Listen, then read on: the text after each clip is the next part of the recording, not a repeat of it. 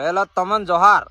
તમે એમ કહેજો કે આપણા સમાજમાં ડીજે બંધ કરી દો. એમ તો સોરે સબ ડીજે બંધ કરી દીધું. ચલો આપણા સમાજ અગર એકજૂટ થતો હોય, આપણા સમાજમાં અગર ડીજે વજહ થકી અગર મને વગડતા હોય, આપણા સમાજમાં ડીજે બંધ કરો એમ કરીને સોરે અણની ખુશી દબાવી દીધી. આપણા વાજા વજાડીને પણની જંગા, આપણા સાનામાના પણની જંગા ડીજે ને વજાડંગા, આપણા સમાજમાં એકજૂટ થાય એમ કરીને. ઠીક હે, એવા તમે એમ કહેજો ખંડાઈ વાળા વાજા વજાડા. ચલો સોરે કે ખંડાઈ વાળા વાજા ચાલુ કરી દીધો. બરાબર, એવા કે અમુક જગા ભાઈ ડીજે ચાલે ને અમુક જગા ડીજે નહીં ચાલતા. એবার તમારા વજહ થી મતલબ તમે કહેજો ચલો સમાજ વાળે સોરી માની લીધું ભાઈ, એને ખુશી માટે પેલું કરી દીધું.